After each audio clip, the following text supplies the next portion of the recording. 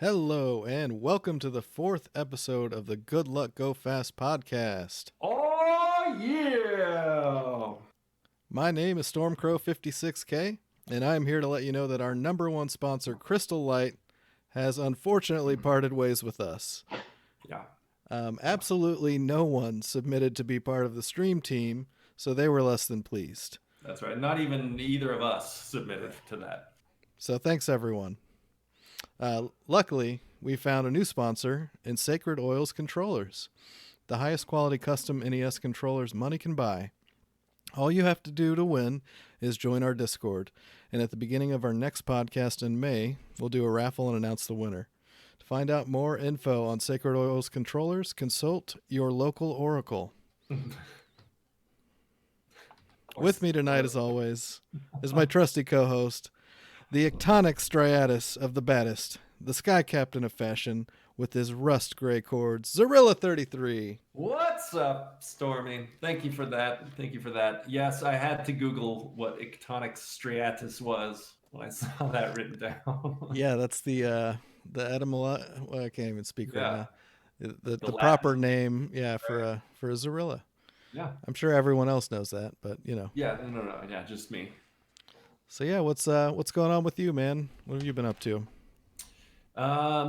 Speed running, streaming, life. Yeah. Life's pretty normal. Yeah, totally. Yeah, I've been learning a little Zelda 1 lately. That's been fun. Nice. Trying to push that Mario 1 time down. I'm down to 501.6, so I'm getting close. Yeah, you got. And then just, throwing other things in there. Yep, more Zep quests. You did mine today, the Bermuda Triangle themed Zep quest. It was fun. That was a good one. Half-Life, man. I had to unwind for a couple hours playing that. Yeah, I've played the first one a little bit, and then Half-Life 2 I played a decent amount. But yeah, I'm glad you enjoyed it. I did. Thank you for sending the list. What have you been up to?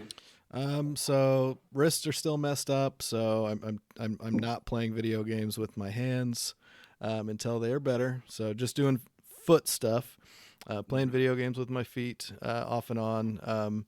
I do have Retrothon coming up, so I am going to do that. Me and 40 Watt Ranger racing TMNT Arcade any percent, and we're the second run for Retrothon, so pumped about that.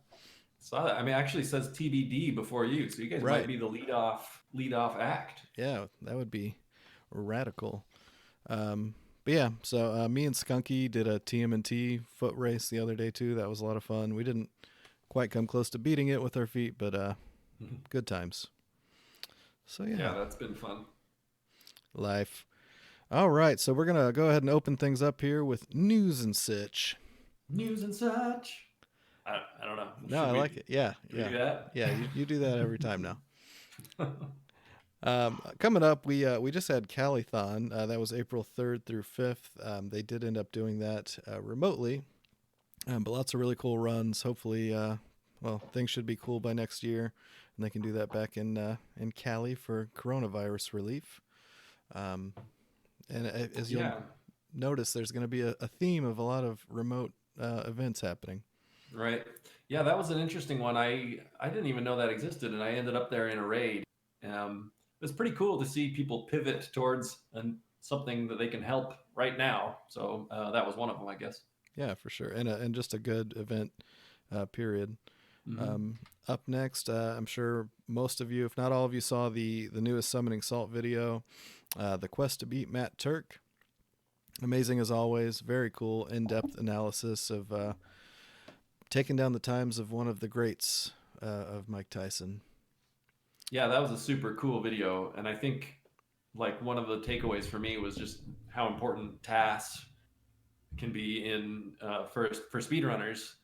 There's so many things. It's like, so many things that you don't even realize are possible until a tasser figures it out. So. Oh yeah, and I think it's really interesting too, not having the video footage for his times as well. But them knowing, that it was legit.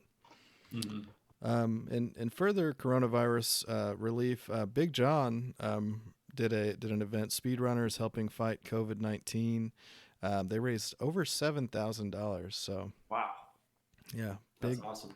big ups to Big John. Hmm. Of course, we had the Big 20 that happened a day after our last episode. And Overswarm took home the gold with Pika Pika Pikachu coming in second, with Squirch coming in third. Yeah, and it was a really close race going into the last game, which was what was it, Metal Gear, I think. Um, it was down to the wire. I was kind of cheering for Squelch, my Italian brother. But yeah, GG's to Overswarm and everybody else, especially everybody that participated and finished. It's pretty incredible. Yeah, such a cool thing to be a part of. I'd love to do one day. I'm sure it won't happen, but it's fun to talk. Yep. Um, up next, Retrothon. Of course, we were just talking about it. Cannot hype this up enough. Retrothon from RGL TV starts April 19th and runs through the 26th. So, I mean, anything and everything you could ever want to see with retro speed running primarily. Not that it's all um, limited to speed running. It's going to be awesome. Yeah, there's a lot of pretty exciting runs I'm looking forward to seeing. We talked about yours, but I saw a radio was in chat earlier. I think does he ever run? I'm not sure. I know Virus is doing roller games. I'm I sure think Matt has some runs. Matt yeah. So LattMackey. we'll talk to him in a minute. Yeah, it's hard to Crit I keep know is track. doing Rygar. I think Bald Nate will be teaching the Natureversy and doing. I think he's got a couple of runs in there too. So, Bald Nate, DB style. DB style. On that note, so following up with RGL TV, their NLSS event has been postponed. They're going to try and do a fall event, so we'll see what happens there. But yeah, obviously due to the RONA, and that happens in Blackwood, New Jersey. We had the Marble Madness knockout one night only versus one night only tournament. That was so cool. I actually caught most of that live. So basically, they were doing like 4 racers at a time, and whoever got the last place would get knocked out of the tournament, and they just kept going on until everybody was out. Um, so yeah, really cool. Chest Jerk taking the win, GG's chest jerk. and I believe Yells put that together. So Mm-hmm. awesome that he could do that. We got the Turbo 10 from RGL TV, which is the 10 TG16 games, right, Matt? Okay, yeah, so he's nodding his head for me. We don't have him in here yet, but I can see him. That's Saturday, May 2nd at 1 p.m. In other cancellation news, RPG Limit Break has been canceled / postponed. You know, if there's an event coming up anytime soon, it's canceled or postponed. Right. Or it's moved online. Right, yeah. So speaking of which, yeah, so the Super Smash TV tournament's about to start, hosted by Brysolf. That's April 14th was the deadline to sign up. Or no, sorry, is when it starts, actually, is April 14th. And that's going to be a ton of fun. Awesome speed game. Yeah, are you doing that tournament, Stormy? I was going to, but I dropped out due to the wrist issues. The So, wrists, yeah. So yeah. I know. I mean, it's been fun because that since that tournament's coming up, I've seen a lot of people pick up that game, and Mm-hmm. it's been kind of a little bit of a hot run just lately. Super fun to watch people speedrun now. I'm looking forward to the tournament. I Yeah. know 40 and Brysolf are probably some of the favorites. I know Zexi's been playing it a lot, so Mm-hmm. I don't know who else is really supposed to be among the favorites. But So, well, Brysolf is he's not participating. So he just oh, he's not. organizes Okay. it. Yeah. So I'm sure 40's up there.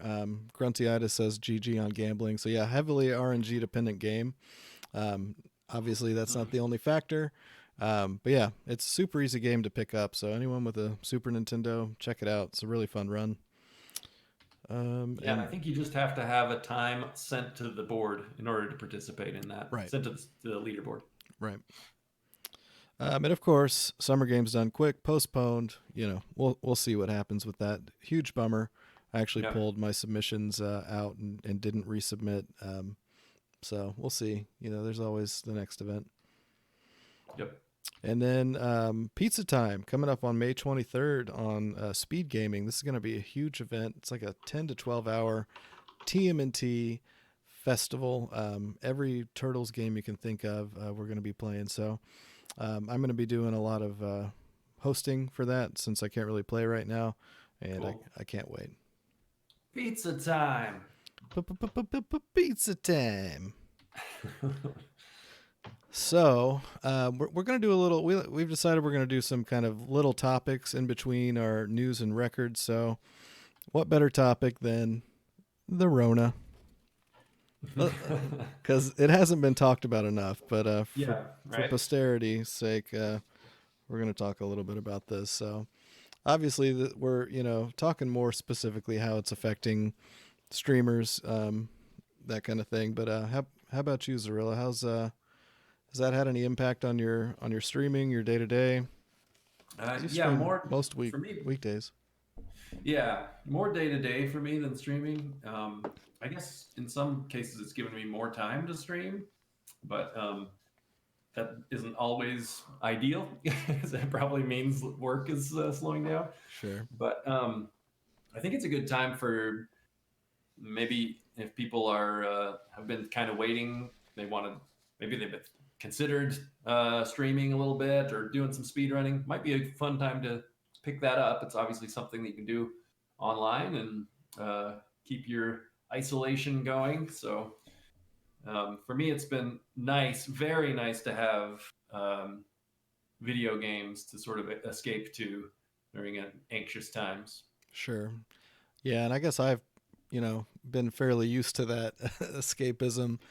So it's been weird for me not being able to play games. Um, so that's been a whole nother thing. Yeah, It's like I'm stuck at home and I can't play games. right. But I guess from other perspectives, like I've for people that are established, if you've lost your job, obviously it's not going to pull in a ton of money, but maybe you can pull in a little extra dough. You know, I'm sure it's affected some people negatively as far as their streaming or speedrunning abilities when you add, extra stress, that kind of thing too. I know I've seen some posts on Twitter about people kind of, just feeling different with the whole situation going on. Yeah, definitely. I mean, depending on everyone has their own situation, but whether you're used to spending time at an office, you're used to spending time with friends, or for my family, it's just been weird to basically have to take on schooling for our kids. Sure. Um, it's just new things added to your plate, and that obviously that can add stress at home, and it's definitely affecting. I mean, you, obviously anyone who's been around Twitch, that's it's definitely affected people. Yeah, and we don't see it talked about quite as much now, but especially when things were still just starting to blow up, it's like chat was just Rona this, Rona that. Yeah. So Yeah, and yeah, I feel like there was a little bit of a discussion at the beginning of that time. How do streamers handle that? Like, do you? Because I know some people have kind of wanted to go. I come here to get away from daily worries. I don't want to talk about it on my stream. But on the other hand, naturally, something of that magnitude, people are going to want to chat about. So sure. it's kind of hard to find the happy medium. I don't know who Yeah, can. and I mean to each their own. If you're a streamer out there and you don't want to talk about it, that's your right for sure. But you might you might find yourself wanting to talk about it before you know it. Right. Um, but yeah, and I would say just I've been doing like movie nights and watching TV shows with friends. I mean, definitely staying social. If you can do multiplayer gaming, whether it's retro or modern, um, you know, via the internet, I'd say go for that too. Via the internet. Via the All right. interwebs. Yeah, no, got it. The internet. I'm gonna just write that down. All right. Yeah, that's all I got. You got any other Rona That's talk? all the Rona for me. Moving on. Hot records coming in hot. Speaking of Smash TV, Super Smash TV, that is, Brysolf, just a couple days ago lowered the easy percent to 517. GG. Yeah, I mean that's incredibly optimized. Really great gameplay, and then you factor in the RNG. So props. Excite Bike, selection A, I believe. I think he got selection B recently too by Andrew G. So he's been grinding that, amongst some other things. We'll talk about him a little bit more in a Yeah, moment. that Excite Bike run is super fun to watch. So Mm-hmm. yeah, check out Andrew G if that sounds interesting. I know a lot of people played that game as youngsters. I did. Oh yeah, So yeah, check that one out for sure. played the heck out of that game.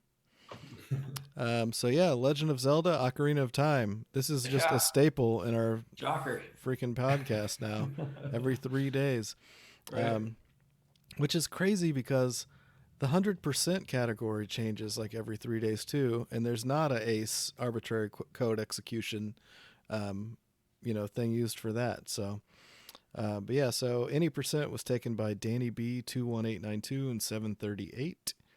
And 100% in 3 hours, 45 minutes, 59 seconds by Glitchimon. Well done. Yep, GG's, gents. So, speaking of feet, Super Mario Brothers. Now, this isn't the newest thing in the world, people playing with their feet, but Cosmic actually did a playthrough on a standard brick controller, which is so hard. Um, I will note too that Arcus, when he did his Ninja Gaiden feet percent, he did it on a brick, which is Yeah. just so crazy. So yeah, it took him over 2 hours, um, but that was pretty cool to see. And going back to Andrew G, so he actually juggles and plays with his feet. And he was trying to do it blindfolded while juggling and playing with his feet yesterday.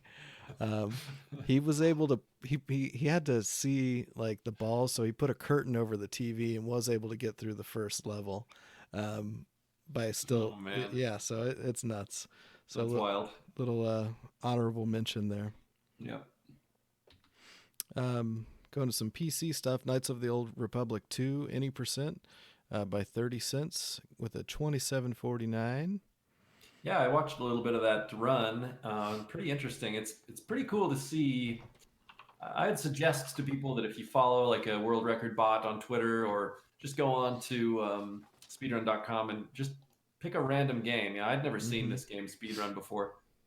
Totally different skills and totally different, varying strats for different types of games. It's actually really interesting. Yeah, and especially like I noticed they were doing a lot of like the weird saving glitches and stuff. Yep. You see a lot of A that lot in of PC menuing. games. Yeah. Um, yeah, gotta appreciate all the different flavors out there. But going back to the old tried and true pizza flavors, Donkey Kong Country, all stages in 3123 by Silent Wolf. Classic. Yep. GG. Going back to PC, we got Seventh Guest, all puzzles in 1 hour, 8 minutes by Die Forever 2011. And you I actually saved just over a played that minute one. on that. I did. Yeah, I played that for a for that one quest. But I just did. I think I did like 4 puzzles or something like that. So, but yeah, that's another really interesting speed run. I mean, you can't push the game to go very fast, so you just have to be perfect in the parts that you have. Basically, it's interesting. We got the Legend of Zelda Wind Waker, any percent in 5932 by Ian Miles. So I noticed they separate that in the HD version. Just something to note, but Yeah. beautiful game.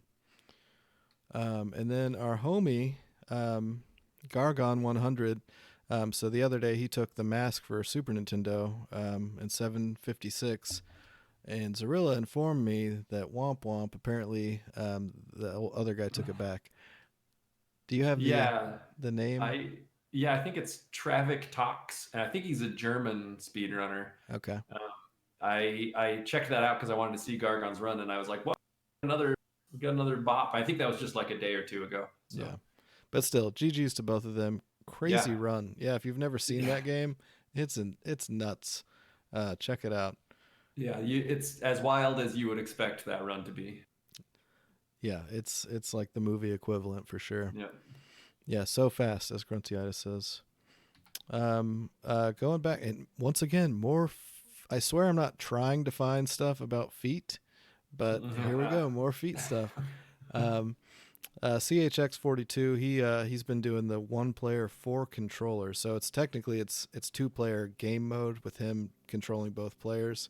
So he Right. uses the 2 NES brick controllers for either the shooting or I think it's the shooting, and then he uses his feet with 2 NES advantages to move the players. So Yeah, that's crazy. yeah, I don't think anyone's going to be challenging him on that anytime soon, but Right. still pretty cool. Up next we got Booble. Am I pronouncing that right? I think it's Buible. Boible or Maybe Bobble? Yep. So this was a Nestev competition game that people have been speedrunning. Skunky and White Hat have been going back and forth a little bit, and Skunky, I believe, still has the lowest time with 3:25. Yeah, I think that's right. That was another one that kind of got hot for a minute there. It's a really fun little game. So if anyone's looking for a quick little speed run, it doesn't take too long to learn, and of course you optimize it as much as you want. But yeah, White Hat sent me that game, and man, that's a fun one. Yeah, it's so cool looking too. The water effects look great. Yep. And then we're gonna check in on our pal. She's Shardcore. She's been doing Hype. Shar Hype. She's been doing her Nestruction Jwerby, and once again, that's just getting as many NES records as she can throughout the year, and creating new boards for different games. Yada yada. Yep. So she's up to 80 NES/Famicom world records taken or tied. Just the 80. Okay. Yeah, just 80. She's slacking, and it's it's April. I had to check what month it is. That's the Rona talking. Shar says it's 81 now. Maybe we had a new one today or since in the last few days. Nice. GG, Shar. Yeah, so yeah, keep up the great work. See, 60 full game categories. 57 of the 80 are still held, so 71% of those.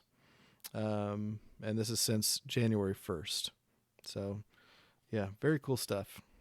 Yeah, and I think, is this her note here on the highlights would be Pinball, Skate or Die, and Great Waldo Search? Okay, yep. So I guess those are some of her favorite games and or just, bigger records. Yeah, I know Shar had the Great Waldo Search record previously, so I think that was a rebop, if I'm not mistaken. A rebopping. Very nice. All right, so that's going to do it for the records for now. Yeah, GG's, everybody. Keep grinding those games.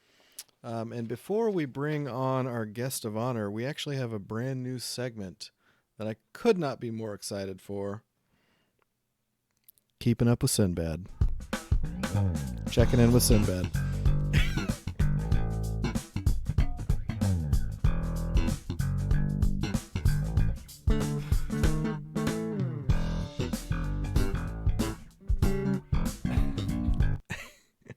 So, yeah, I'm sure most of you have been wondering what Sinbad's been up to. So, for today's Checking In with Sinbad, although Sinbad is mainly known for comedy, he's also known for his musical ability, with expertise playing multiple instruments, with drums and percussion being primary, which he most often displays after every show appearance. He has played with numerous artists and musicians under the moniker of Memphis Red. Red. Now that is a Sinbad fact that I did not know. Well, now you know. Yeah. By the way, Shar says she did not have it prior, so I was wrong about that. Okay. And shout outs to Herzog. Thank you for the sub. Thank you very much. 3-month streak. So be on the lookout for next month's Sinbad facts. Right. All right. So let me get things ready here. We're going to be bringing our guest on. Bear with us one moment. While we're waiting for that, I'll just pretend I know something else about Shar's records that apparently I don't. Shar owns the Final Fantasy 12 all sword % record. Is that right, Shar? Did I get that right? And she owns the Minnesota Vikings. She also owns the Minnesota Vikings. That's right. All right. So without further ado, allow me to introduce our featured guest for the evening, the TG16 Canteen, Mr. LattMackey. Hello, everybody. Hey, Matt, how you doing? I'm waving to you all, even though you can't see me. I promise you I'm waving. Okay. He is. He is. No What dabbing, just a wave, just a wave. what's new with you, Matt? What were you up to today? I was guesting on a podcast, What's and that like? it's really fun. You should try it once in a while. No, just kidding. No, dog. Like yourselves, I thought speed running like a lot of normal like people. I see we have a little bit more time to do that right now, so signed up for way too many marathons. So trying to not embarrass myself out there in public. That's always good. No, you're you're Right. you're doing great. Well, right on. We're super happy to have you here. And we'll get Thank you so into it. much for having me. This is great. Yeah, man. You brought, and we'll get into this further, but you brought me onto your podcast, Sequence Break, a while back, which was an honor and a blast as well. So happy to return the favor. So yeah, we to start, we kind of like to just introduce our guests, and introduce our viewers to who they are. So can you just kind of tell us, a little bit about yourself, where you're from, Sure. little background. Yeah, sure. So my screen name, LattMackey, it's a very non-clever use of my real name, Matt Lackey. So I don't mind putting that out pretty public about, who I am and everything like that. If you Google my name, it's pretty easy to find out some stuff about me. Right. But I live and breed here in Southern California. This is where I'm from, and this is where I live now. It's actually raining, which is the most bizarre thing ever, that it's actually raining outside. I don't know if Oh you can wow. hear that on the microphone, but it's actually raining. There's weather. We actually have some weather right now. So I'm married. I don't have any kids like you guys, but I do have a dog, and my wife does not play video games at all. I don't know about your guys' significant others, but so Yeah. having a video game geek in the house is a little bit weird. Yeah, I think we can relate to that. I think a lot of Yeah. us can. Right, totally. Thankfully, she puts up with a lot of this craziness. I bought all these old game consoles, and we got all this nonsense in the house. But and she's been really supportive of the because they're for such good causes. I think one of the reasons that we'll get into it later, but I really love doing the public performances of these games is a lot of Sure. the charity aspect part of it, and I'm really in my day job and my real life, I'm really passionate about like charities, nonprofits. In fact, I've made my living for most of my career creating content and marketing and all those fundraising for foundations and nonprofits. I'm even if I sometimes wish I was wealthy so I could just give money to them to good causes and stuff like that.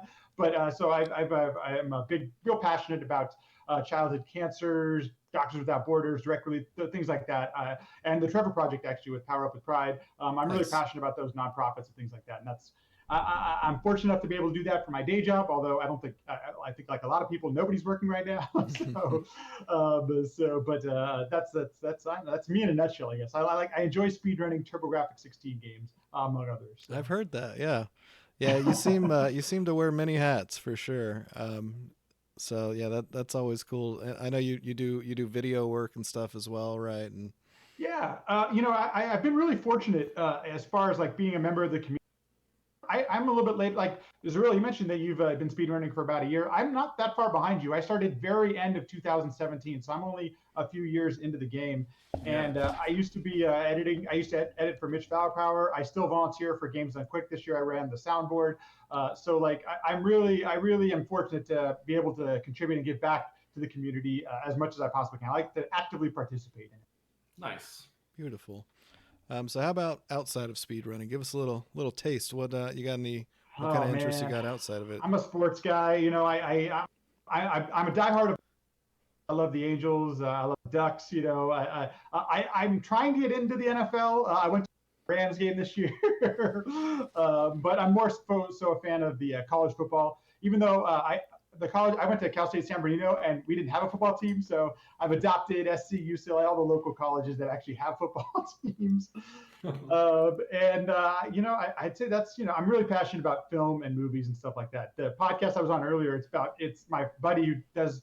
He calls it Drinks and a Movie podcast, and we talk about bourbons and whiskeys and stuff like that. And we also talk about movies, which if you ever want to chat movies, stop by my channel. We will talk movies forever. I would most likely, if I'm not binge watching a show at night, I'm watching stuff like last night I watched Turtles. We watched The Road Warrior, one of the early Mad Max films. We were talking Nice. about westerns before the podcast. Yeah. I've really been into westerns recently, so I'd say those are definitely my passions outside. I'm just curious. I love finding out about new stuff. I love listening to podcasts, documentaries. I just curious about the world and try to have a little better understanding of what all this means. Why we're all in this together. Nice. Yeah, So, not too much not too much sports action for you right now though. Do you have a fix for that? I don't. I thankfully we have Twitch. So for me I don't listen to sports radio or anything like that. But I'm like, what are these guys doing right now? Like I feel for them. What are they talking about? Yeah, it's been fun to see some sports games. I know Shar's been playing Bases Loaded too. I think Cardinality did that baseball simulator crazy 30-hour run or whatever. That was nuts. Lack just busted the Bases Loaded world record. Lack Attack just cool. One of the things that my wife's not a big sports person, but we've actually found some common ground on the ESPN 30 for 30s. So this has been actually a good time for sports documentaries. And oh my gosh, there are so many wonderful sports documentaries out there. So that's actually a good supplement, especially because there's a lot of them on LA teams. Like we just watched the Lakers versus the Celtics 30 for 30. Super good. Probably, I don't know if anybody cares if you're not a Lakers or a Celtics fan, but I grew up with the Lakers. Please don't hate me out there in the chat, but I grew up on the Lakers. You got to respect them at least. Yeah. Yeah. Right. So. Yeah, those 30 for 30s are great. The Bo Jackson one. Oh, that's super interesting. My two favorite athletes are Magic Johnson and Bo Jackson, and that Bo Jackson one is so good, and it always makes me yearn for more Bo Jackson. He was such an amazing athlete. I know this is a sports podcast, but you have affinity for certain people out there, So yeah. Yeah, oddly enough, I'm not a big sports guy either, but I've been diving down the rabbit hole of old wrestling documentaries and behind the scenes stuff. I'm not even a wrestling guy, but I can't get enough of it lately. I don't know, it sucked me in. I couldn't agree with you more. I'm not a big wrestling guy too, but you appreciate what these guys do. They're entertainers. Oh, yeah. Mm-hmm. All at once, and I grew up on wrestling. I kind of grew out of it. But I'm very much respect and love what they do. Oh yeah, for sure. Okay, so going on, and I appreciate you kind of filling us in there. Let's get into the meat and potatoes here. So how did you get into speed running? Oh man, What's the whole story? Yeah. I can't remember if the first game's done quick. 14 or 15. It's somewhere around that time period. I saw ProJN play Zelda 2 in a manner and a fashion that I had never seen before. He just destroys the game. He's one of the best Zelda 2 runners out there, and he's Swedish and he's from Sweden. And I just kind of opened my mind to I didn't know any of this existed. About that same time period, I think it was at the same Games Done Quick. Mitch Flowerpower did the Wrong Warp as well as did a regular Super Mario Brothers 3 run. But the Wrong Warp just blew my mind as well. So I see Mitch on there, I see ProJN, and I just started man, what is this craziness? Because it hits a bunch of different factors. It hits the nostalgia bug, which I, like a lot of my friends and stuff, we grew up on Nintendo and Genesis. I'm a bit older. I'm 37 years old. So Nintendo was right in my prime spot. I didn't own a Genesis when my best friend had a Genesis, So all of that nostalgia bug hit me with the speedrunning thing. And then on the flip side of that, in addition to that, the amount of skill that was being displayed. I was lucky enough to beat Zelda 2 when I was a kid, but I needed my two brothers. We needed a week to do it. It was a production to try and beat any game, any NES game. Yeah, that's still a huge accomplishment. Yeah. Right? That game is not easy. So any NES. Right. So seeing those things, I immediately had this mad respect for speedrunners and what they were doing. And so I was like, man, what is this? So obviously, like everyone else, you YouTube stuff and you start going down the rabbit hole. Andrew G just becomes this huge influence on me, watching what he did with Mario Brothers and a whole bunch of other people at the time. And so I became a huge invested fan at the time. And so everything I could watch, I did, and I started noticing that there wasn't a lot of TurboGrafx 16. One of my favorite games, I was one of those weird kids, actually maybe the only pretty kid, I might be the only kid I knew that had a TurboGrafx 16 in my house. I didn't know anybody that had one. If you did, there was that one kid within the 30 block mile range that might have had one. So we had one, and I was like, dang, it might. Let me see if let me boot up the Bonk's Revenge on an emulator because I didn't have any of the consoles at the time. It was somewhere lost in my parents' house, and I wasn't living in my parents' house at the time. So I decide at some point to give it a try. And the first game that I actually tried was Zelda 2. And after about an hour of grinding out the first castle, I'm like, okay, this game is not going to be for me right now. And so I gave Super Mario Brothers 3 was the first one that I actually put time into. And I chose that before the TurboGrafx 16. I kind of did it almost at the same time, but I wasn't ready to put that on stream yet. I wanted to stream the Mario 3 because I actually know how to play that game. Mm-hmm. And so Mario 3 was my first speed run. And then about like a month, or actually about a week into Mario 3, I started playing Bonk's Revenge. And that's when I got, once you try it, oh my gosh, it's so addicting and intoxicating. I couldn't stop. It looks like a really fun run, or just saying speed running in general. Speed running in general, Sure. But also the Bonk, the TurboGrafx 16 games. You guys probably have the same experience, but when people ask, hey, why do I start? How do I get into speedrunning? What do I do and stuff? I say, pick a game you like. Mm-hmm. And I have put in now 2,000 attempts on Bonk's Revenge, and I'm still not tired of the game. There's still so much time I want to take off, and I still enjoy playing through it. And I think that's super important. Like when I was playing through Mario 3, Bonk's Revenge, I didn't get tired of these games, and I just wanted to keep playing it more and more and more. And I would say, I have a very limited amount of time to play, so I can only really speedrun games that are within like a half an hour or less. So Bonk's Revenge became my game, and then I started to go down the library of TurboGrafx 16 games. Yeah, you're putting in work. And half an hour, honestly, for retro speedruns is kind of a lot for a lot of them. But yeah, Bonk's Revenge is surprisingly a lot longer than you would think. It is, and on a casual playthrough, it'll take you, close to 2 hours, hour and a half hours. And the thing that really only limits me is 100% of runs and like RPGs. I mean, pretty much I can kind of approach everything else. It's a big, long time goal for me. I would love to 100% Mario 3. I would love to take on an RPG speedrun. Newtopia might be one of those ones for like TurboGrafx 16 where it's like an hour-long run. Might be something in the wheelhouse. Oh, that's not too bad. Yeah, not bad at all, right? But day job, life, family, all that kind of stuff. It like you guys know, it RONA packs the amount of time. RONA. Right? RONA. Now's the time. Right on. Well, the thing about the longer runs too is it's like, if the world record for a game is 45 minutes, well, when you're learning a game, it's going to take you way more than that. And then if you get an attempt going and then it fails, then you got to start over. So yeah, it's more than just the run time of the game. Most of the time. And I'd be curious to hear like your guys' take on, because there are a couple different ways. Some people like to learn some of the strategies and learn some tricks and some of the glitches and the clips and things like that before you put in the work. I would love to do that, but it seems like my process ends up being, and this may have something to do with that we don't have a good save state system on TurboGrafx 16. There's really no good way to do that. But my approach has been just do full playthroughs until I start learning the game, and then I'll start putting in the work on the smaller strats. I don't know if that's the best way, but it's been the way I'm doing it. I'm curious, what do you guys do what is your approach to speedrunning? Do you guys take that same approach? I'm kind of like that too, Matt. I think for me though, it's just honestly, I have more fun playing the game than practicing. Absolutely. So I just do that. It's a big part of it. Sometimes, obviously, sometimes you go, all right, I really got to learn how to do this specific thing.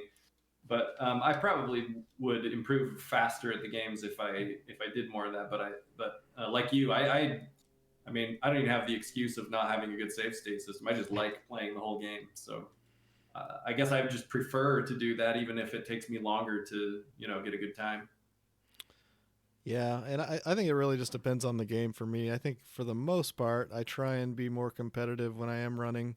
So I like to, and it depends on if it's an established game too. I mean, you're talking about a lot of games that you probably did a lot of the routing for yourself, But yeah, especially if it's an established game, I kind of like to learn the ins and outs of it. But yeah, I mean, it depends. TMNT Arcade, I jumped in and then slowly, started adding things.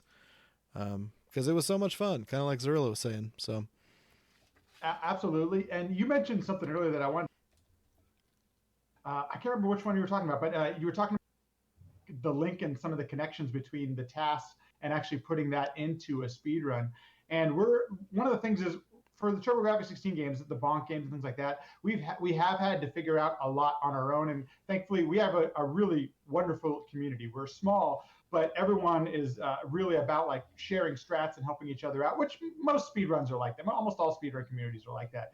But we've been fortunate that the Taskers have been a part of our community as well. And if you watched the Bonk's adventure run from AGDQ this year, Memory Task, she was on the couch while John was playing the game. Oh, cool. We did for Power Up for Pride. She did the Bonk's Revenge task. We talked about like it's just really cool, like having these connections with the taskers for these games, and they like it's invaluable because like they know what it's like to be down to the frame perfect input. So we can ask them, hey, what was the actual input for this so and so trick, and to have that kind of direct feedback. Like it's actually helped out tremendously. Like I don't know if we've been able to, it would have taken a lot longer to figure out some of the things we do in the bonk games and some of the other games. Yeah, for sure. There was a lot of really good conversations that came out of Junkyard Dave's episode too, on the Discord. If anybody saw that as well, talking about the relationship with taskers and speedrunners, because yeah, it's not always a great situation like that. Now does Epic Neon Ninja Monkey, does he do tasking too, or does he just do routing? Or he does a little bit of everything. He's recently been experimenting with, and so for Alice in Wonder Dream, he's done a lot of that work. He didn't create a full task, nothing that hasn't been judged, it hasn't been verified or anything like that. Okay. But he did a lot of the work to see what are the inputs doing. So like, what's your frame window for inputting, a jump or an attack specifically. So thankfully, we have the tools, we can try stuff that out, and Epic and I are the only people running that game right now, so it's helpful to be able to know what some of those windows are and what's possible. What can we actually do with the game? Yeah, and on that note, thanks to Dave's like little tutorial, showing how to task. Like I was able to finally go back on Little Nemo and verify that the wand boosts are frame perfect, which like I've always heard that and like wasn't really sure. But yeah, I mean, just knowing the basics of task can open up so many doors of of an understanding. It also goes two ways, which is kind of interesting. So Easy Games has recently. Oh, did I cut you off? No, I'm just embarrassed. Go ahead. What happened? I didn't even miss it. I'm just being stupid. Gotcha. Go ahead.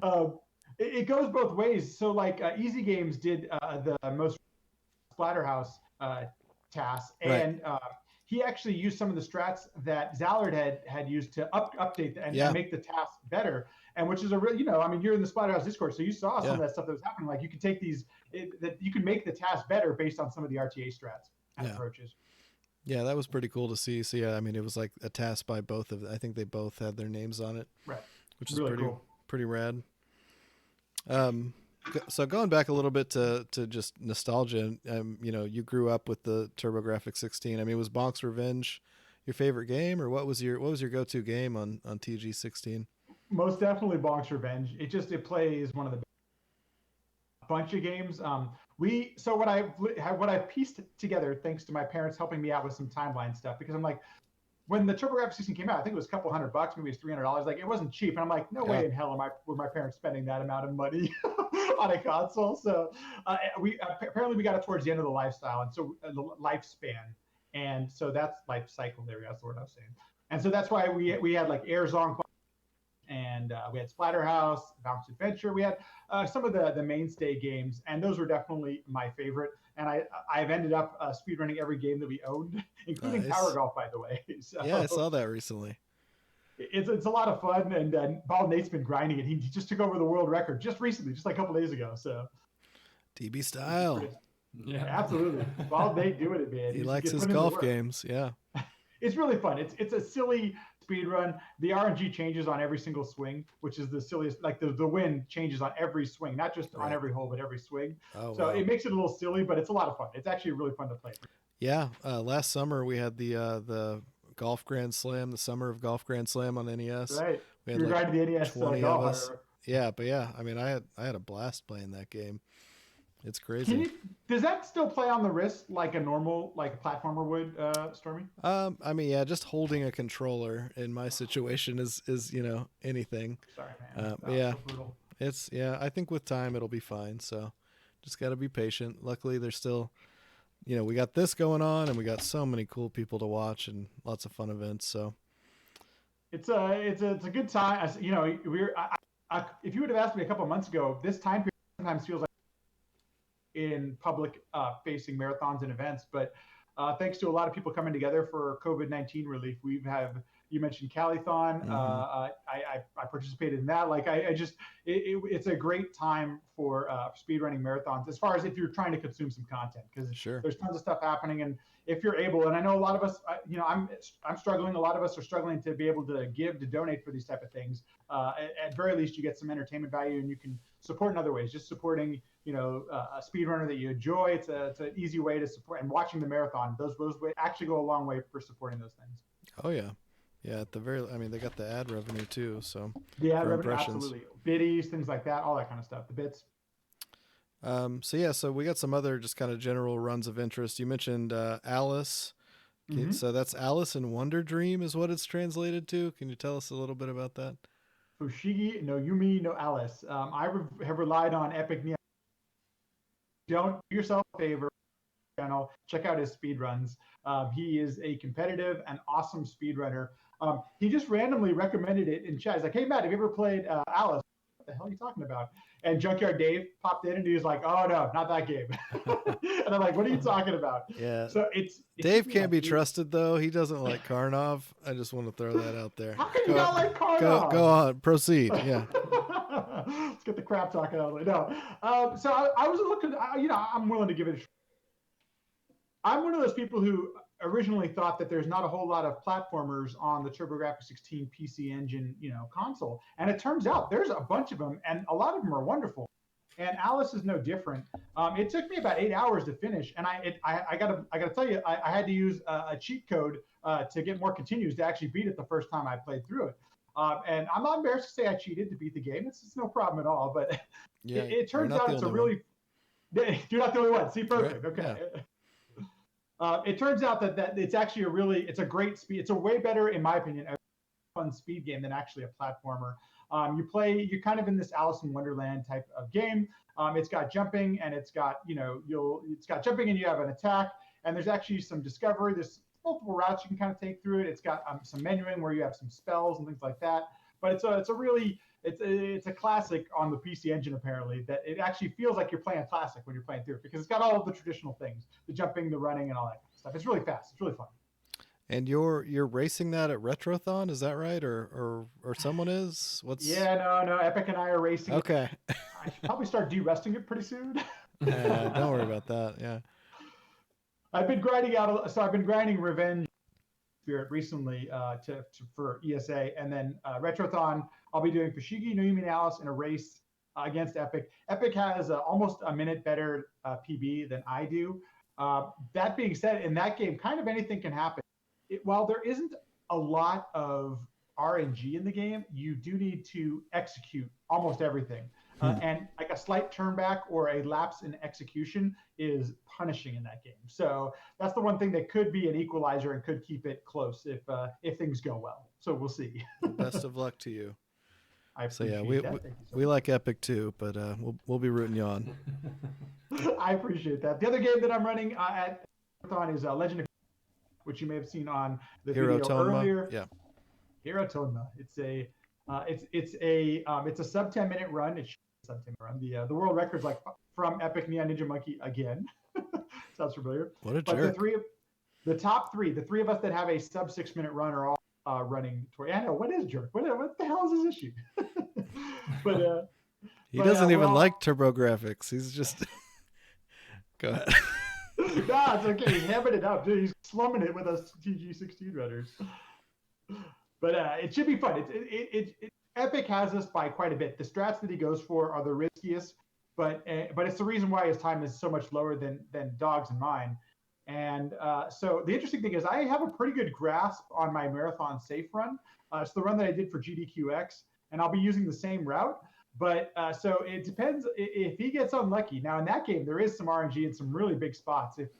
If he gets bad RNG with his strats against some of the bosses, that could be like tens of seconds and could be a real difference maker. So we'll see how it goes between us. Yeah, and I wouldn't be surprised to see him doing some safer strats as well. He's definitely a smart guy. I mean, who knows? Maybe he'll gamble a little more than I'm thinking, but The thing I respect the hell out of Epic about is he's super competitive.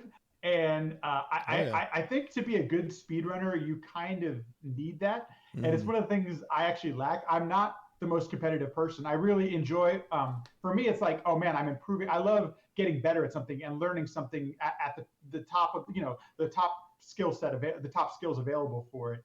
And he is like uber competitive. So he'll, I think that makes for a good, like, I think I think that's one of the things that kind of separates the top echelon speedrunners. So like, I don't know if you have that. I think you do, Stormy, because like I think that's one of the reasons that your Splatterhouse on Popular Graffiti run is so good, is because you're going for all the risky strats. You're not afraid. There's no turnbacks. Like you were just going at it as fast as you can.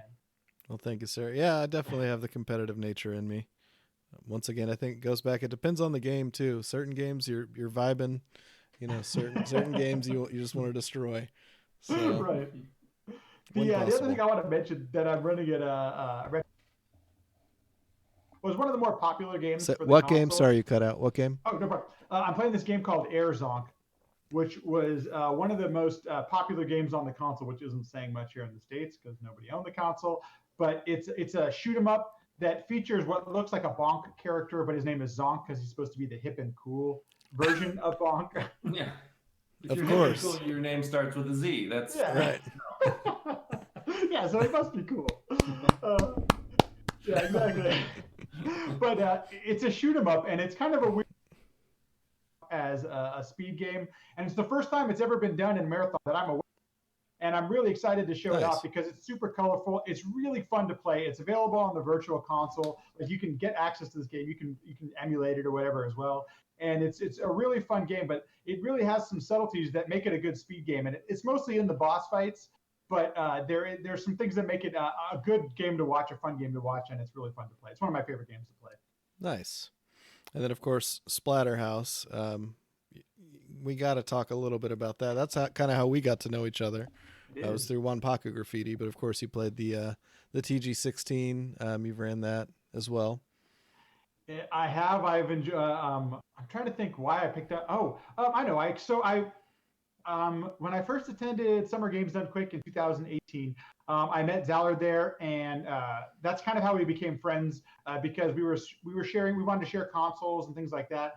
And nice. I didn't. He said he's running Splatterhouse. I'm like, what was it? I didn't. Okay, so because I have trouble remembering people's names sometime. I didn't connect Zallard with the Punch-Out guy. I didn't realize that was the same person who was doing all this Punch-Out stuff. And so I knew Zallard as the Splatterhouse guy. Nice. He's this guy who's doing Splatterhouse, and he was doing all these. I'm like, dude, you got to try this out. Try out these cool strats, and instantly hooked. If you've ever played the Splatterhouse on TurboGrafx 16, it's a really fun game, and it's not a very long playthrough. It'll take you an hour and a half. But it's got some really interesting challenges to it, especially the arcade version is even more challenging than the console version. Yeah, and it's a pretty true port, right? Pretty small differences. There's not much, and some graphical and some sound obvious. It plays slightly different, but it doesn't feel that much. If you played one, you can play the other. And but I was hooked when I started learning some of the speed strats that Zallard was talking about. I'm like, oh, no wonder you speed run. This is like the funnest thing ever. It's got a really good combination of like beat 'em up, but also there's some really technical things you have. Like if you're always doing something as far as inputs goes, whether it's sliding, jumping, jump kicking, there's always something going on. And as a speed run, it's really nice. That keeps you hooked the whole time. Yeah, and I've only dabbled with the arcade. I haven't played the TG16 version, but I know at least for Splatterhouse 2 on Genesis, which I ran for a while as well. The tech is insane, and Zallard found so much, and I think he found like an extra 15 seconds after I took the record from him, and it's like, all right, well, he practiced it for a couple of days, and I'm just gonna take a big dump on this now. When you world recorded, I was like, oh, dude, this is like, I thought this was going to be it for a while. I thought that was going to, of course, Zallard comes and destroys. Right. But I think that's one of the underrated things about what Zallard does is like, yes, his execution is just unbelievable sometimes, but he finds things that nobody else has found in the game. Oh, yeah. And that's, like I said, he influenced, taskers to try these things out in the tasks. His way of discovering things and realizing that, oh, you know what, that's going to save like a second. The way that the thought process works, I really wish I had that gear, and I don't. And I really respect his approach to that. That he can synthesize and come up with that information to do so. And he does that on stream too. I don't know if you've ever watched him work on stream when he's like sorting things out, and he's like, "Oh, okay, all right, yeah, let's do the," and and then bam, 15 seconds. But yeah, shout out to Zeller. I was watching absolutely, and I was watching the Splatterhouse 2 grind, and I was like, oh man, he seems like he had to have practiced or just played around with the game for like 8 hours before in stream. But no, a lot of that happened on stream. That's how he discovered it and stuff like that. So yeah, pretty cool. But it also that leads to I think I would say that you and I met through Wanpaku Graffiti. And it's such a fun game, and I'm not sure if you guys have talked about it before, but it's a pure platformer with these. It doesn't have a lot of glitches and clips. There are some glitches, but not a lot of clips. There's no clips or anything like that. Right. And it's one of the reasons I think I love the game so much. Is it's really fun to play through. It's really fun to just execute platforming at a high level with that one. Oh yeah, you got some funny bits and classic horror staples, and yeah, you know the deal. Absolutely. So on that note, after we kind of got talking on Twitch and everything, you ended up, we submitted that as a race, but 2 other people submitted as a race as well. So they ended up taking the top 2 times, and you ended up doing commentary, which you did so great on. But yeah, so you've got a great history with games done quick. You've done all kinds of stuff. Tell us about your GDQ experiences. Sure. First of all, super fortunate and very thankful for the opportunity. There's this thing that I do actually do, and I can't recommend this enough to people, that you don't know what can happen unless you ask or unless you try it out. Sure. And I know that sounds stupidly simple, but it's so true. Oh, yeah. I hadn't met anybody at Games Done in my first game, and I started speedrunning December of 2017. I think the submission period around January or February. So basically within a month of playing Bonk's Revenge, I had done quick, and super fortunate that I got in. I'm not 100% sure why still, but it's one of those things where it's like you don't know until you try. I think it's kind of cool because it is kind of a niche thing, but there are some people who have heard about Bonk's Revenge, things like that. And I see I'm not an introvert, and I've been really surprised about this community. Yeah. Yeah, you can tell the nerdiness and the geekiness in my voice, but I mean, that was a compliment though. Go ahead. Sorry. I appreciate it. Thank you. Please interrupt because I'm talking to say something. So, but I'm fortunate that I'm not afraid to just go do some of these things, and I really I've learned a lot of empathy for those that there's actually in speedrunning there's a surprising amount of introverts. I think you and I talked about this, Stormy, on my podcast, that there a lot of people who speedrun, they're not the most comfortable, even though they stream and stuff like that. Being in a public forum like the Games Done Quick, a couple 100,000 people, all that kind of stuff, it can be intimidating and stuff like that. So. While I've never really been nervous about performing publicly or anything like that, I was a musician for a little while, and so I did public performances with that, and things that I've worked on in my day job, like they're publicly performed, and so I think that helped out a little bit, being comfortable on that stage and stuff like that. And once I got a little bit of a taste of that, ever marathon was Retrothon, and I think I got the little bit of the bug from that. It was the very first Retrothon, I think, and I think from that I think I've just continued to, love, there's 2 things that I really enjoy. One is obviously a lot of this, I even think doing Retrothon supports this great cause. We have a retro community that keeps the games alive if we do something like a Retrothon, But the other thing I love seeing is seeing people that I've met and learned get to do what they do as well. And when we submitted Wanpaku Graffiti, nothing honestly makes me happier than seeing them pick 2, people that I really love and seeing do their thing. And so I know sometimes it can be a little challenging for some people, but for me, that's like a success to see other people succeed and stuff like that. So I was, I really mean it, man. It happened again with Bonk's Adventure. John and I submitted Bonk's Adventure as a race.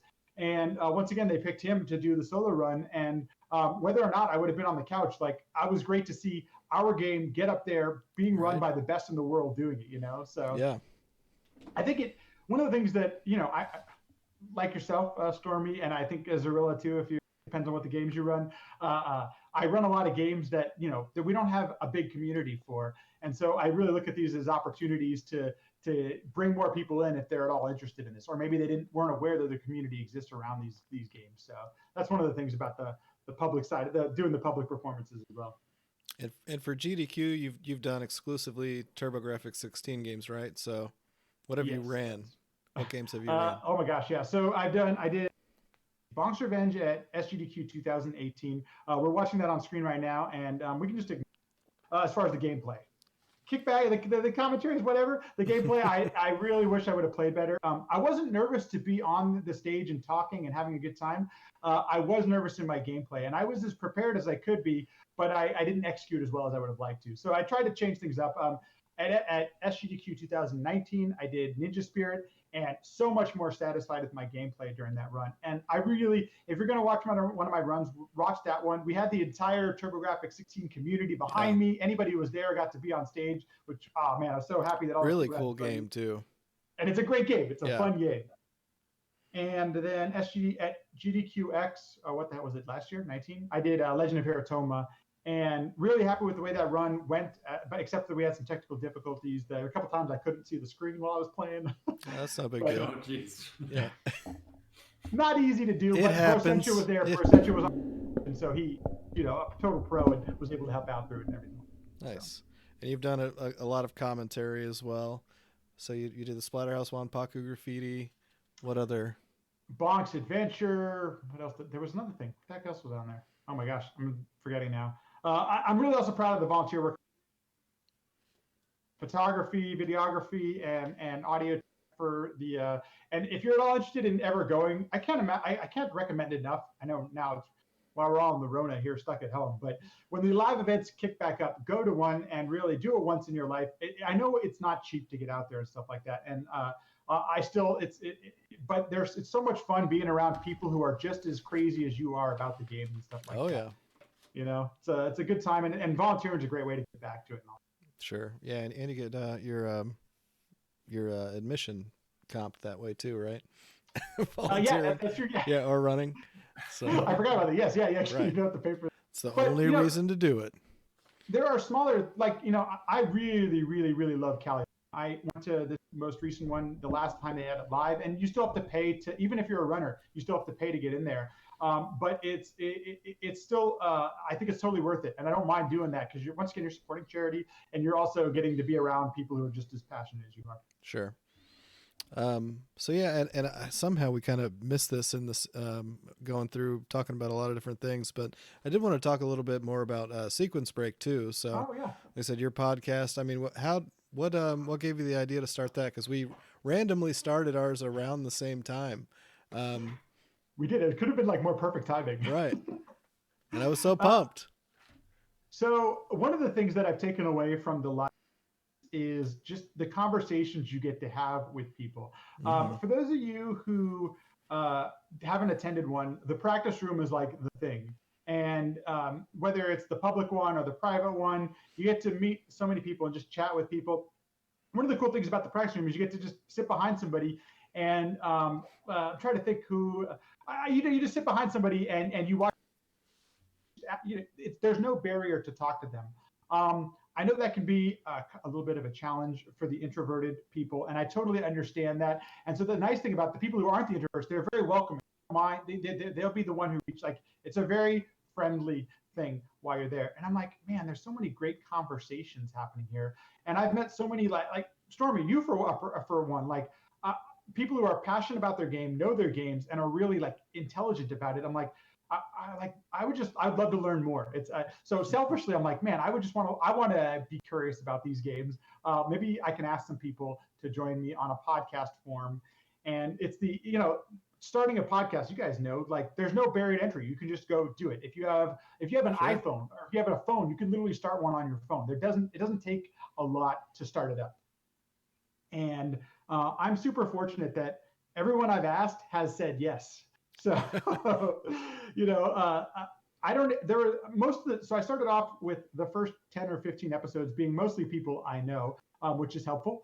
But then I started venturing out, and I had never thought of. Like you mentioned, Summoning Salt video recently. When I reached out to Summoning Salt, I had never met like both him and I are mods in Zallard's channel, but I'd never met him before. Oh, did you have him on? Did I miss that? Yeah, I just had him on a couple episodes ago. Oh, nice, man. That's awesome. I'll have to check that out. It literally dropped the same week that his new. Wow. Okay. But like just things like that, like that's somebody who I'm super curious about, and I never would have had that opportunity had I not been having a podcast and just like, hey, I want to read. Let's see if I can get him on the thing, you know. So there is more. There's one you mentioned earlier. I don't know. Why not throw it out? Andrew G is going to be coming onto the podcast, and Nice. I am so enamored by this guy and what he's done with his career in speedrunning that like I don't know Andrew, but let's throw it out there and see if he wants to join me. And he said yes. And so it's like that's one of the cool things about doing this is that for the most part, people who speedrun are passionate about their games and gaming in general. So they love talking about it, and it's been an absolute joy and pleasure to get to hear them and let them share some of their insight. Like just hearing about your approach, Stormcrow, and how you got into this. Like I take something away from everything, and I try to use some of that, you know, in my approach to life and all that stuff. That's awesome, man. Yeah, that's really cool to see that you. I mean, like we were talking about, you're very outspoken. You know, you're not an introvert, and I think I definitely have some introverted tendencies. Sure. I don't know about you, Zarilla, but yeah, being able to reach out and ask people, I think more than likely most people are going to be open, and especially you've demonstrated that you can put together a great show and have a great talk, so that goes a long way. But yeah, so hopefully we can get outside of our comfort zone here and down the road too, and you know, get ninja. Get ninja, right? Just add, right. Yeah, might as well ask ninja. No, well, one of the things I love about what you guys do it, and I think that, you know, I honestly, I don't. It's so that's one of the things I really enjoy stuff that you guys do, and you guys have chemistry. So it's like I'm glad that you guys are doing that, and it brings some. Sometimes speedrunning needs levity, and yeah. You know, one of the things sure. I don't read Reddit too much. I'm sorry, I don't read the speedrunning Reddit too much. I love Reddit, but I know there's this I wouldn't say stigma, but there's this thing about Games Done Quick about the seriousness or the professionalism of it, and you would be surprised at I don't want to speak for the people who run it, but I've been fortunate enough to get to know them, and they want to have just as much fun as we do. And I think one of the things you guys bring is the fun to this thing. Like, we're playing video games, for Christ's sake. You know, it's not a serious thing. So yeah, I enjoy that you guys bring the fun to it. I appreciate that. And obviously there are serious aspects, you know, sure. and we'll cover them when we need to. Yeah, and that's part of why, you know, I wanted Zarilla to be a part of this too. Like his stream is a lot of fun, and he's a natural performer. He's gifted. He has a Z at the beginning of his name. That's right. So that goes a long way. Goes a long way. Yeah, well, I'm glad you dig it. It's actually one thing I don't, you know, the drama stuff doesn't really appeal to me, but I do. Yeah, I think we're fortunate that most of are like-minded in that we are welcoming and open to new ideas, new things, new social norms and things like that. But I do think sure. that I'd love to explore some of the more of the serious things that happen. And I haven't done so yet, and I'd like to. Sure, you're right. We shouldn't ignore those things. They need to be talked about. I'm really proud of an episode I did of the podcast where I was talking about welcoming communities with Enchantress of Numbers. And yes, she's a friend, so it's easy to talk to somebody like that about those kind of things. But I think that you're right, that there is a place for it as well. Like, it doesn't have to be one. It can be all inclusive. Right. Sure. Well, right on. Yeah, and I think that some people. I mean, you know, we've talked about this. Some people speedrun for different reasons. Some people really want to be competitive, and I think that's fine. Some people want to have more fun, and I think that's fine too. It's the same thing, you know. Some people, it's, you know, like you said, it's a pretty big community at this point. So there's going to be all sorts of different things, and the important thing is that people are, you know, as long as no one's hurting anyone else, then do it the way you want to do it. So. And if you don't mind me riffing off that a second, you know, I know riff away. Yeah. You know, some people do it professionally. Grand Pooh Bear always talks about. I think he's changed it a little up, but for a long time, he's basically said he makes his living as a speedrunner. And I think that it's okay to talk about those things too, even though that's kind of a niche. It's a very small subsection of the community. But there are all these different areas for people to exist in speedrunning, and I appreciate that all those things do exist. For me, I can't imagine ever making my living off of streaming or speedrunning. Don't get me wrong, the extra money is nice. It pays for the GDQ trips and everything like that. But they're going to keep an eye on you. For me, and I think for a lot of us, it's our hobby. We're passionate about, and there are others who they make their living doing this. And I'm glad that both those things can exist together. They don't have, like you were saying, Zero. It doesn't have to be one or the other. Yeah. Yeah, well said. Unless you had anything else, Zarilla, I would like to move to our viewer questions. Oh my gosh. We did get a couple. I don't know if you saw them. I don't know if you cheated. I did want to ask one thing, Matt. Yeah, go ahead. If you have games in the future that you're looking forward to speedrunning. Oh man, I've got a laundry list. Here's the problem. There's just so many. Right. So, I need to submit less to marathons because it has gotten in the way of trying out some new things. I've recently been grinding RONA, and I would like to return to it. I've had to take a little bit of break from it to prepare for the marathons coming up. But it's huge. Like it's easily gotten into one of my favorite games of all time in a short amount of time. If you haven't played it, it's on the TurboGrafx-16, but it's on Virtual Console, and it's on a million other. You can play it on PS4 and everything like that. Castlevania: Rondo of Blood. I didn't play a Castlevania game till about 2 or 3 months ago, and I can't believe I never tried it sooner. I have loved I played through Castlevania 1, and I loved how hard it was, and it took me 10 hours to beat, and I loved every moment of it. I love that it's a challenge and it's not easy, but it's not unfair either. I think minus the last the Dracula fight, which I found was Dracula's always a dick, dude. Yeah, that part just any Castlevania game. Yeah, I watched you play some of that too. That was a lot of fun. And I'm thank you, man. And I really fun than the others, but like what's the other one I played? The PlayStation one, Symphony of the Night was one of my favorite playthroughs I've ever casually played of any game ever. I don't know if I'll ever speedrun it, but I really enjoyed the casual playthrough. But I'd like to take on Bonk 3 is a speedrun I'd like to do. John and I have talked about doing races of Bonk 1, 2, and 3, and I really would want to hold up my end of that bargain and play through Bonk 3. There's also a possible co-op run that if John and I can never get in the same room again, there's some really cool, we started playing around with it at AGDQ. I'm like, dude, this could be a really cool co-op run. What other games have I wanted to speedrun? Geez, that's a good question. Those are the immediate ones. I want to get a good time in Rondo of Blood and Bonk 3 are the games I'll be playing next. But nice. Oh man, so many other games, so many games to play. Follow the vibes, man. Yeah, just what you're pulled to. Try not to think about it. That's what I always say. Mm-hmm. That's really good advice, dude. Yeah, I mean it's simple, but seriously, you'll know if it's not right. On that note, I have to bring it up. Just made me think of it. So I want to say Zallard posted it a while ago that they found out that the Splatterhouse Arcade actually has a multiplayer mode built into it somewhere. Did you see that? No, I haven't heard about that. Yeah, this was like almost a year ago or something, but it's like you have to input some kind of code or something. But yeah, they found there's an article out there. You can search for it. That would be amazing to see. Did the cab even have 2 controllers? No, it didn't. Oh, okay. Wow. But especially with MAME or something, I think Zallard has a board. So yeah, maybe let's see if we can bring a board and a couple extra sticks for the next Games Done Quick. It's super geeky, but this is the kind of the things that can. So for those of you that never attended, Games Done Quick, and they had Sunset Riders at SGDQ 2019. And for those of you who don't know, Zallard's the world record for Sunset Riders. And I got a chance to play through the entire game with him. And I'd like to say that I was the one who actually I was the reason that we beat the game. It had nothing to do with him. But really, I was just a passenger on that boat. And those are the type of things where I'm like, I got to beat Sunset Riders with Zallard while I was there at GDQ. And those are the kind of things that can only happen at live events. Yeah, that's awesome. Right on. All right, so I'm going to go ahead and jump into our first question from Junkyard Dave. We were talking about him earlier. Dave. If you had the option and Epic Neon Ninja Monkey was on a dunk tank, would you hurl a fastball at the tank and submerge Epic? Absolutely no questions asked. Okay. I had a feeling. I have no, and in fact, if I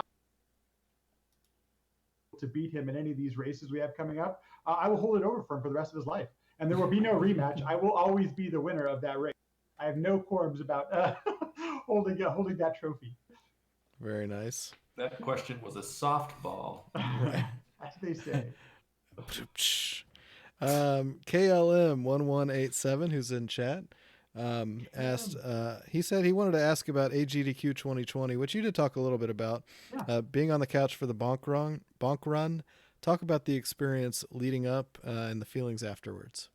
Yeah. So there, at least for me, there's nothing better watching the best in the world do what they do. And so like being able to sit on the couch and do that at the same time is it's the best feeling in the world. And because you also don't have the stress of having to do frame perfect inputs in front of 100,000 people. So that's it's the best of both worlds. All you got to do is back and try to do your best at talking and everything. Right. And there you go, Caleb. He's here in the chat. He also came up with Dicula, which I think is absolutely hilarious and perfectly apt. That is good. But it's a great experience. I couldn't be more thankful for the opportunity. Also, the fact that I get to support my friend doing what he does. Like, John's one of the first people I met in our whole speedrunning thing. Him and I picked up Bonk's Revenge around the same time. And Stormy, just like you, like it just randomly happened that we both picked up the game at the same time. Mm-hmm. And of course, there's nobody else streaming that game. So obviously we found each other because we were submitting times and stuff. And you try to prep. I actually did do some research. I wanted to make sure I knew some of the backstory and things like that. I think that helps out. I don't know, the audience who watches Games Done Quick seems to enjoy the lore and some of the backstory that goes into a game. So we brought that, and I think having the person who did the task, having Memory Task on the couch, who that's her first public anything like that. She doesn't stream. It's interesting with the task community. Not a lot of taskers stream what they do. So we don't get a chance to meet them very often. There's some cool task podcasts out there, thankfully. So it's a place where you get to meet some of these people. But it was great being a part of all of that. And I couldn't have been more thankful for the opportunity. So nice. All righty. I mean, we definitely want to thank you once again so much. This has been super awesome talking with you. We covered so many different topics. Couldn't be happier. A lot of fun. Been really nice chatting with you, Matt. Guys, thank you so much for having me.